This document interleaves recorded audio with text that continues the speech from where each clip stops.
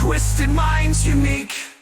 Hi, it's Andy from Blackwell Brides, and a couple things. One, we're watching Slash Sisters. Two, I've been asked to make this fun, which means that I can't remember anything but how much I love the Slash Sisters and this show, and so you should too. It's the only thoughts in my head. Hopefully it's the only thoughts in your head. Some horror movies are just so fucking wild. They're just begging for popcorn and a good laugh. Hello, everyone. I'm Slash Sister Hallie. And I am Slash Sister Jen. And before we get started, we would like to tell you all, Happy Thanksgiving! Happy Football Day! Yes! I mean, whatever. I'm not a football fan, but that's okay. I mean, what do you think of when Thanksgiving comes around? Football. You think about food and football. Yeah. I get it. I don't have any football-themed clothing. But that being said, nothing says holiday spirit quite like blood, guts, and monsters crashing your dinner plans. Yeah. Today, we're tearing into Feast, the 2005 creature feature directed by John Gulager. And if that last name sounds familiar, it's because he's the son of Clue Gulager, who is in this film. He's actually in all three of them. Is he in all three? That's great. He plays the same character. I love it. He plays the same character even though he died. Yeah, I was going to say, I thought he died. No, he did. He does. Like, pretty much outright. Anyway, yeah. Not to spoil it. Yeah. Hopefully you've watched this before you're clicking into our video. I know we say that all the time, but for real, watch it. Anyways, this movie, this particular one, stars Balthazar Getty, Henry Rollins, Krista Allen, and a bunch of unlucky survivors and not survivors trapped in a bar while hungry creatures turn everything into a blood-soaked buffet. Blood and other bodily fluid-soaked buffet. Huh. Before the I was just talking about GWAR, wasn't I? Yeah, you were. Yeah. Before the monsters take a bite out of us, though, make sure you slash that subscribe button, stab that like button, and ring-a-ling that grave bell so you can stay up to date on everything that we are doing with our horror movie reviews and various other horror content that we do, because we do like rankings and name that horror movie and trivias and stuff like that. We do stuff around town too. But yeah, right here on this channel, we don't just do reviews. We do a little bit of everything. So go ahead and grab yourself a plate, grab your leftovers, and maybe don't eat while watching this one, actually. I wouldn't recommend it. I know I didn't. Because it's time to carve our way through this Thanksgiving feast. Yes. As people are enjoying their drinks in a Nevada-located bar, a man covered in blood. Before we even go there, we gotta talk about the introduction of literally every single character in the entire film. Yeah, because the way that they do the introductions for these characters, it feels very much like a video game. Yeah. Like, it pops up with, like, a title card of, like, this is the character's name, or what they're going to be known by in this film, and then it gives you, like, a brief description of, like, who they are, what they do, and their chances of survival. Yes. Life expectancy. That's fucking hilarious. Right, it is. Which, by the way, when the bartender, when it pops up for him, right, where it says life expectancy, it says 70 minutes will die very horribly. Yeah, I saw that actually, yes. 70 minutes later. Is that exactly right? Yep. I figured. I meant to watch to see if it was exactly 70 minutes, but I assumed that it was, just because why would they put that specific of a detail in there if they weren't going to follow up on it? Right. Anyways, so like each person gets like a title card, and one of the people in the bar is actor Jason Mewes. Who's playing himself, technically. Who plays actor Jason Mewes. His title card says actor Jason Mewes. Right. So technically he's playing himself. Yes, Jason Mewes as himself. Which basically is just Jay from Jay and Silent Bob. Yeah. But he has short hair in this, which is kind of weird to see him without the long hair. I mean, I've seen him more recently with the short hair. I think that might have been a wig, because at the time, this is 2005, so at the time he would have had his long hair. Yeah, for sure. That would have been a wig. Yeah. Yeah. Now, why would you wear a wig if you're playing yourself and yourself is known for your long hair? It was in the script. I gotta stop saying that. Anyways. It's true. It's the truth, though. It is true. Once we've been introduced to this ragtag group of people in the bar, a man comes flying into the bar, not literally flying, but like running into the bar, covered in blood.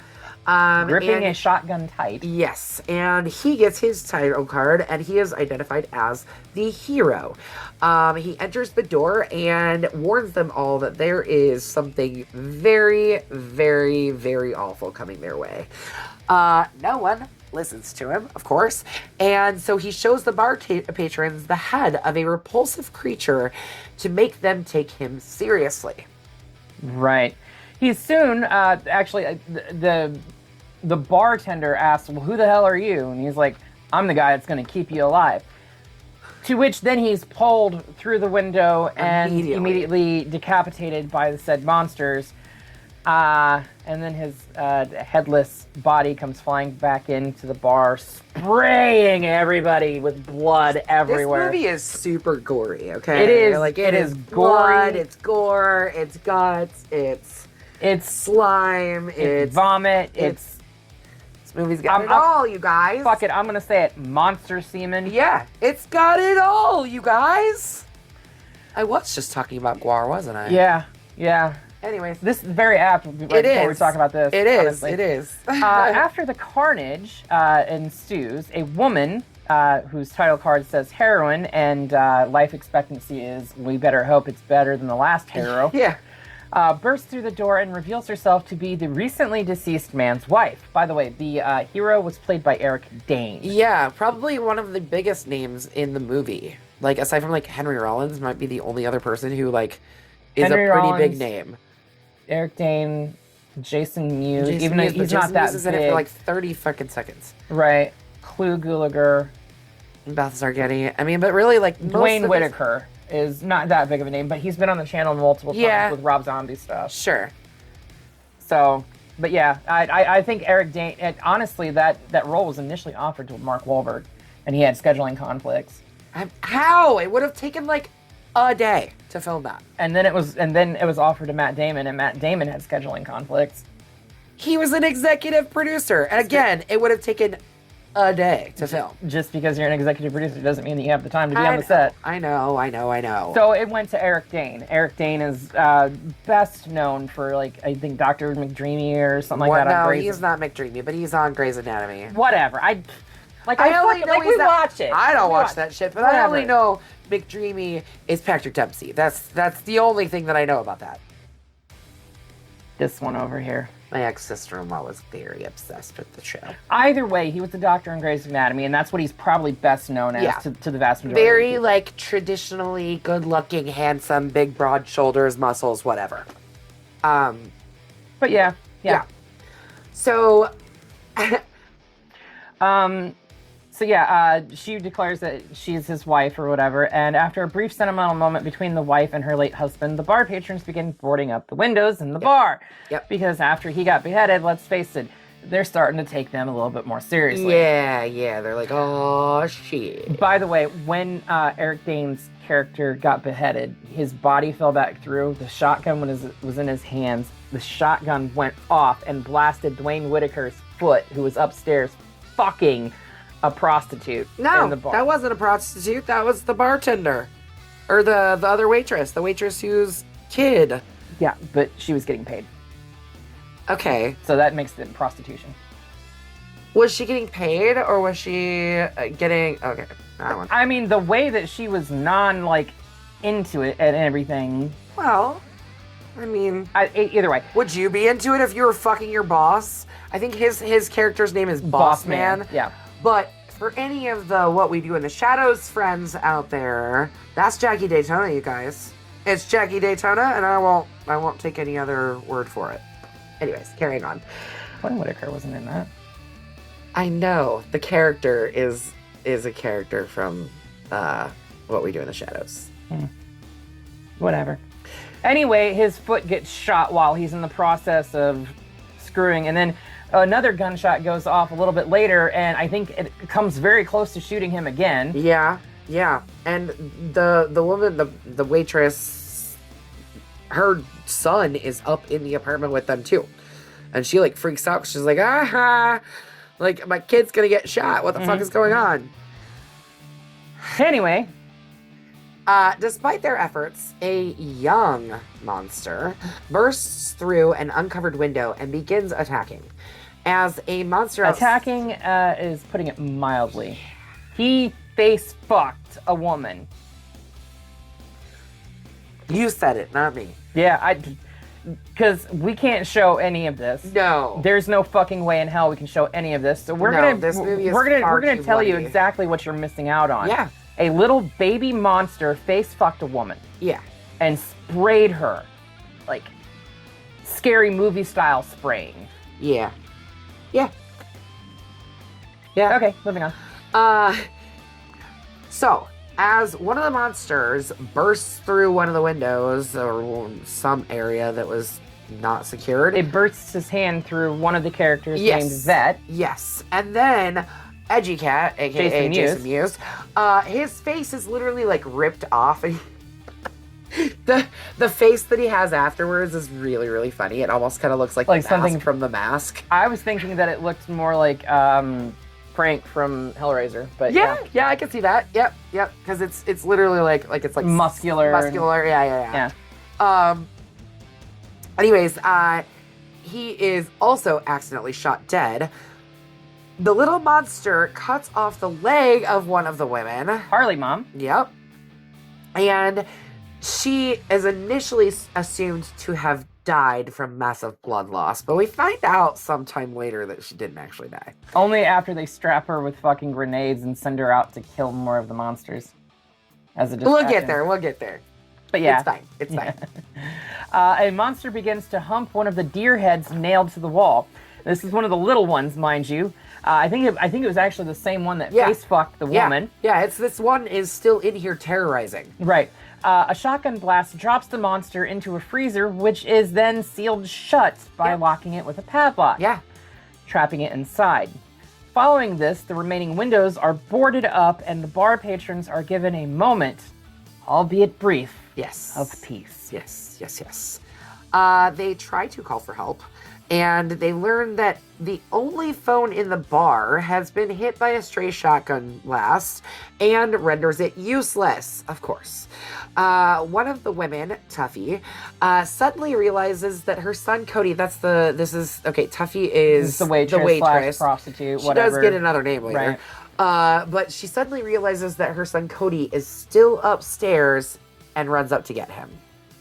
Once she finds her child, the group rejoices until the boy is pulled through a window and eaten by one of the monsters. Quickly. It's like, oh yeah, my son's in a closet upstairs. Ah, fuck. Now your son's dead. Right. Leaving only his right foot behind. Yep.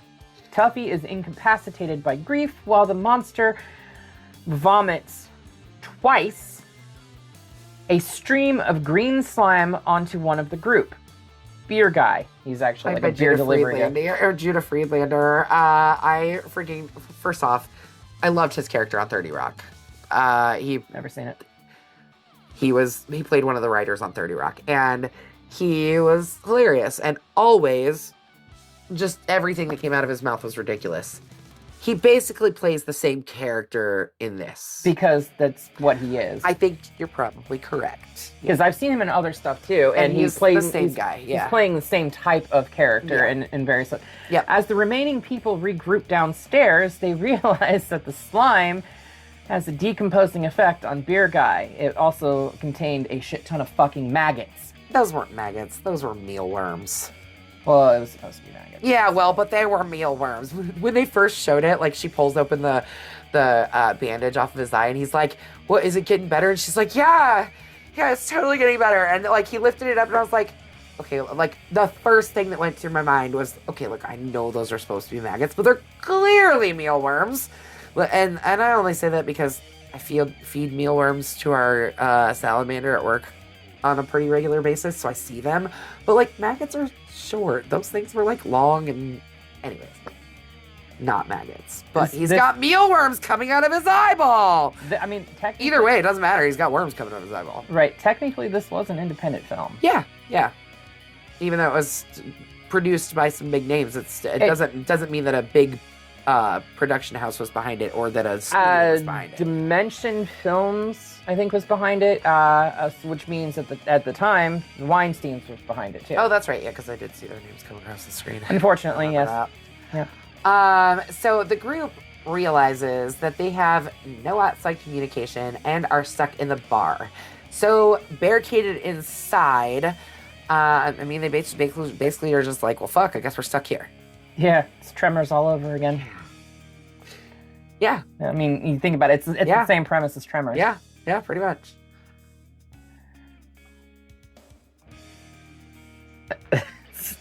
No. You guys didn't hear, I don't know, maybe you did hear Amy whisper in the background. She whispered, "That's why you like this." Look, okay, I do love Tremors, okay? But I like this for a completely different reason. Yeah, this is way more like, I mean, don't get me wrong, Tremors is really absurd, but this is like the blood, the disgusting shit that happens in this film, like the monsters quite literally fucking. Yeah.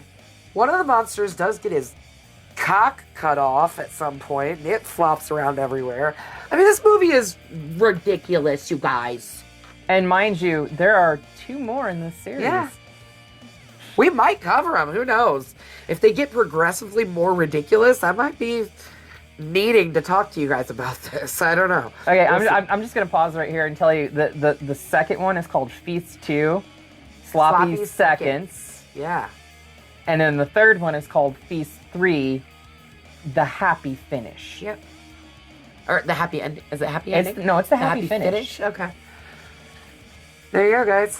This movie knows. It knows that it's ridiculous. Oh, no, it's very self-deprecating. Yes. Very self-deprecating. But I expect nothing less from the Gulager clan. Yeah. I mean, let's face it. Yeah, because Clue, who plays the bartender in this film, is the manager. No, he's not the manager. He's the owner of the factory in Return of the Living Dead. Yes. Yeah. Yep.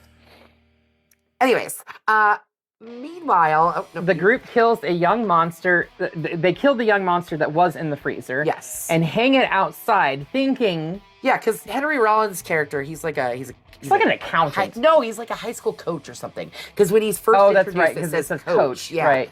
He's dressed as like an accountant, though. Yeah.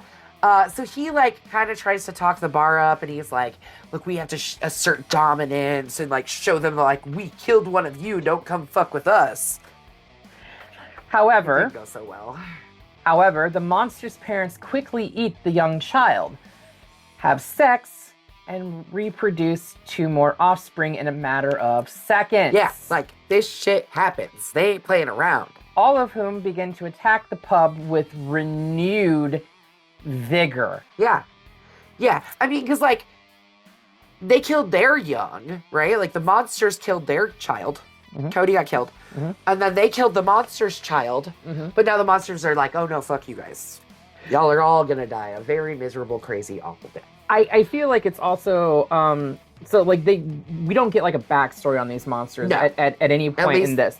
At least not in this film. I've not seen the next 2, but the only backstory that we get prior to watching this film is the it's not even the narration. It's the crawl that goes across the trailer, and basically these creatures are allegedly produced and made by the U.S. government.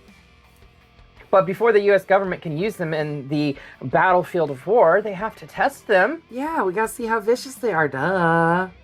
So they set them loose on this. At least that's how the trailer makes it sound. Even though we get no type of identifying, this is the government's fault type thing in this film. That's the way the trailer made it feel. Gotcha. Yeah, so... Meanwhile, one of the women, Honey Pie, which was, she was a waitress...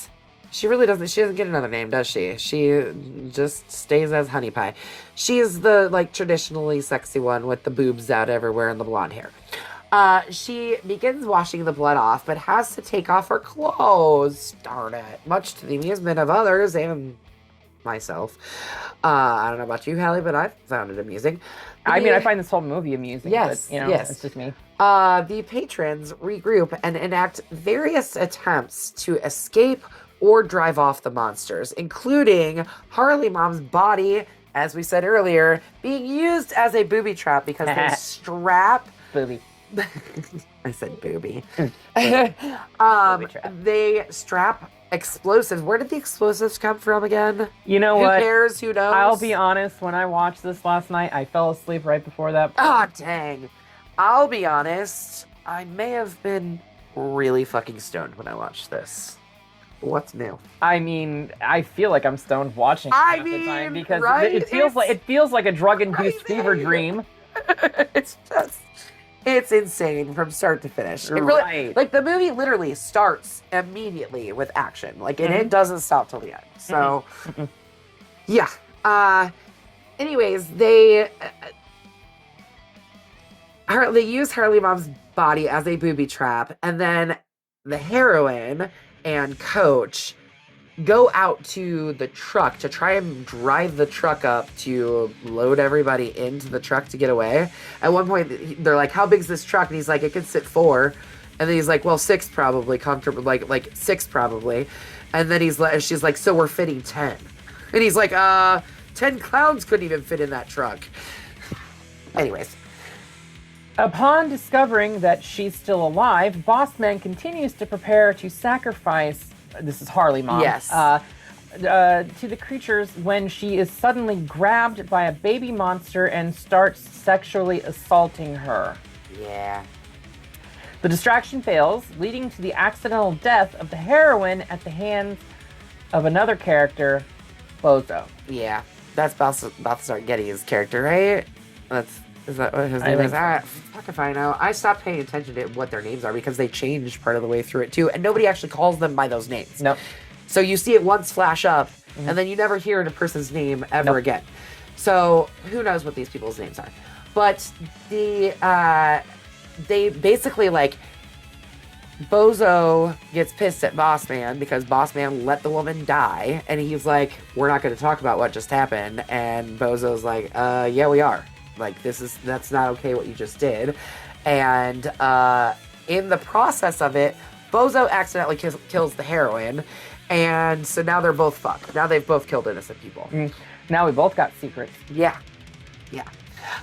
Driven by rage over the death of her child, Tuffy aggressively takes charge of the remaining survivors. She's basically like, "Look, fuckers, listen to me. I'm going to try and get us out of this."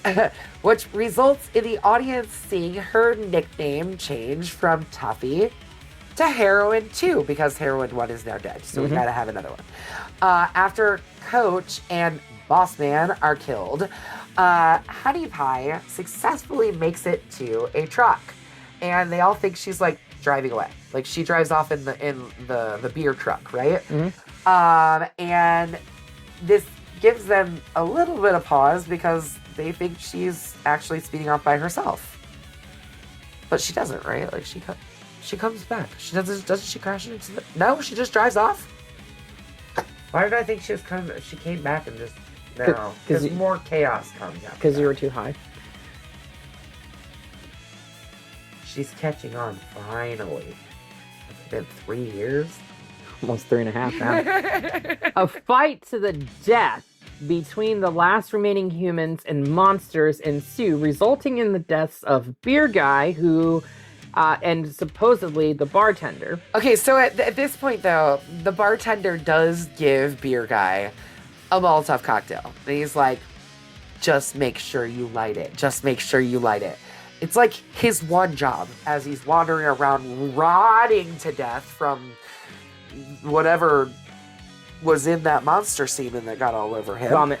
That's right. His was vomit. Yep. So whatever was in that and is making him decompose and like body bloat and change colors and have mealworms coming out of his body, he's like can barely even function, and he's walking around with this lighter trying to light this damn fucking thing on fire, and his head just gets smashed. And yep. And I was like, well, so much for that Molotov cocktail, huh? Shit, right? But it supposedly kills the bartender as well. Bozo, his brother Hot Wheels, and Heroine 2 survive and drive off to retrieve the heroine and Hero's daughter. One person, Grandma, is shown to still be alive within the bar. Yeah, she was in the walk-in cooler. But is attacked by one of the remaining monsters. Yeah. So essentially, like, what happens is, like, all this happens through the night, as it's most one horror night. movies do. Right? So this is happening through the night. The sun rises, and they're like, we're saved. Everything's fine. The three of them do drive off, and they're fine. Well, they get in the car, they drive off, and then the car fucking stalls. Yeah. And yeah. then they But then they get it going again. Yeah, but it's like 30 seconds later. Yeah. Like, they drive off, and, like, they even show the credits for a couple seconds, don't they? No. No? They should So- have, because that would have been fucking hilarious. So they get the car started again, then the credits start rolling, and then it cuts back in with Grandma, With right. Grandma, the woman who's in the That's walk-in right, cooler that gets attacked and we assume killed by the monsters. Yeah, I haven't seen the next two movies, so I don't know if Grandma survives or not. But it wouldn't really matter, because apparently the bartender died, and he's in the next movies. You guys, this movie was bonkers. I mean, to be fair, Danny Trejo died in From Dusk Till Dawn, but was in From Dusk Till Dawn 2, which was a sequel to From Dusk Till Dawn. Yeah. So, Horror movies don't have rules. logic's thrown out the window with the horror films. I mean, let's face it. Not all of them. There's Shit different like levels. this, Different shit levels. like This this. Flocky mess, yeah. They're like, there's no rules here. We don't have rules. Who fucking needs rules? The people in Scream. All right. Actually, there is a lot of franchises that don't follow their own rules and make me really angry sometimes. But anyways, this is a bloody machete up for me. This shit was bonkers, wild, bloody, Semen-y, vomity. pukey, gross, absolutely disgusting, wonderful, hilarious ride, and I loved it. It's not often that I suggest something like this because, Yeah. like we said before, she had never seen this. I before. got here to record, and she was like, well, I know we don't usually typically discuss things before, but what did you think of Feast? And I was like, whoa. Whoa. She was like, not what you would have expected for a Thanksgiving pick, was it? And I was like, no, not at all. Like, I had never even heard of this before. It was not on my radar. How I missed it, I don't know. How I missed a movie that has 2 sequels. And, like, I don't, honestly, like, I don't think I'd ever even heard of it, seen the cover, nothing. How I missed this, I don't know. But I'm glad I'm not missing it anymore, because this shit was bonkers. Absolutely bonkers. So this is 2 blood-soaked, vomit-soaked, monster semen-soaked machetes up from us to you, because this is, if you don't watch either of the other 2 sequels to this, right? This is a great film, start to finish. Yeah. Watch It's this, because constant action. This is just bonkers, off the walls, crazy. And like I said, Wes Craven, Matt Damon, Ben Affleck. I mean, Yeah. what bigger names do you need behind it, really? Yeah. This was great. I loved it. Get it the heck out of here. All right, it's Thanksgiving. We are shifting Into December. into December. We aren't doing a whole month of Christmas movies, but there's going to be some Christmas movies in here. Two Christmas movies. Yep. But So, we're going to be revisiting a franchise. yep. One that Because we are in the year of franchises. and Well, we've I closed out mean- quite a few already this year. I mean, you know, So might as well next keep year chipping at them, right? Next year is going to be also Another the year of franchises. Yes. But yeah, we're going to be revisiting a franchise that we just revisited not that long ago. Yep. But we're going back to visit our favorite Undertaker, even though he's not in this one. Oh, he's not in this one? No. He. Where are we at? Okay, 3. Couldn't remember what number we were on yet. We're going to be doing Final Destination 3. Tony Todd is in it. Yes. But does he As not play? 2 separate voices. Okay. He's not on screen. Gotcha. He's actually the voice of the demon at the beginning at the I'm roller pretty coaster. sure I've never seen this one. So he's the voice of the demon for the roller coaster. The kickoff. Okay.